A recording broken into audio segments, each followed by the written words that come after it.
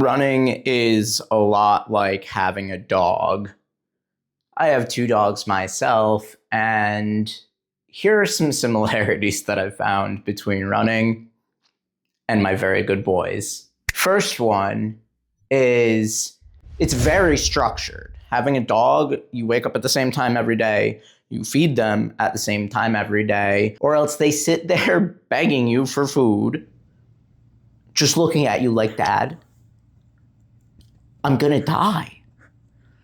And so you have to be reliable. You have to be very dependable. You have to be in a schedule, a set rhythm, a set, structure to your day so that they know what to expect because they thrive on consistency. Also, runners thrive on consistency. Second way that running is similar to having dogs is sometimes you need to poop outside. Fortunately, I have not had this occur in this current permutation of running, though it's been close a couple of times. But back in cross country, we were running this 800 hill workout. This is a long time ago. This is high school, like 15 years ago. And this hill workout was in what now is a disc golf course and just like some dirt trails with some big fields in a park in the middle of nowhere in upstate New York.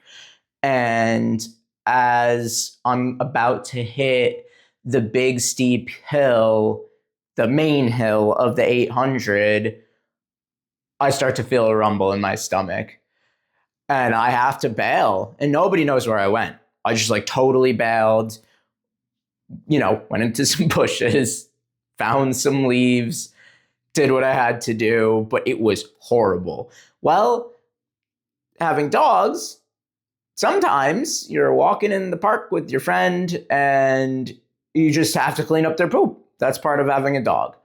At least they don't have to wipe. The third way running is similar to having a dog is if you put a plate of food in front of a dog, they'll eat it.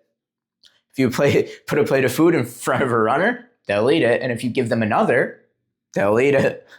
And there's no end to this cycle. Dogs look up at you like, Dad, treat? And runners look up at you like, is that a bagel? I like bagel. Yum. Okay, number 4, Sunday afternoons are for laying down very still in a sunbeam. Dogs love doing this, just being lazy and laying around the house, finding a nice sunbeam, curling up in a ball, not doing much. Runners, or at least me, on a Sunday, I basically can't do anything after my long run. And not in a way where it's physical damage incurred from the run, but after a long week of running, my capstone of the week is the long run, and I have Mondays off.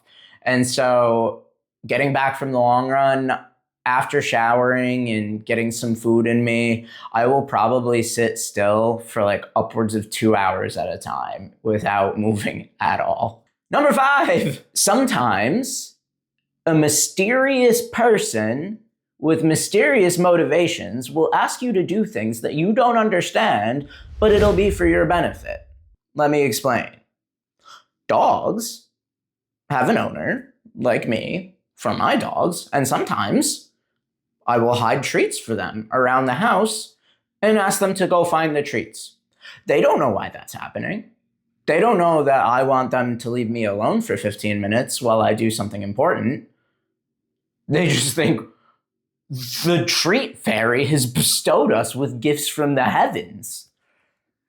And sometimes runners are asked to run 2400s with 90 seconds of rest, and afterwards they get to eat cake.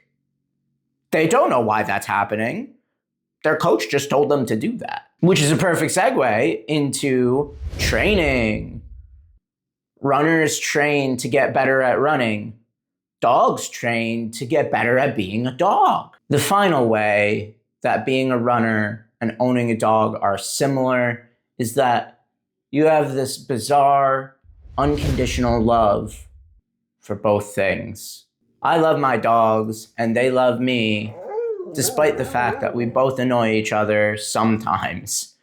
And I love running, and it loves me, even though sometimes my body is breaking, and all I want to do is stop. But I don't stop, and neither should you. That's why you should always stay in motion.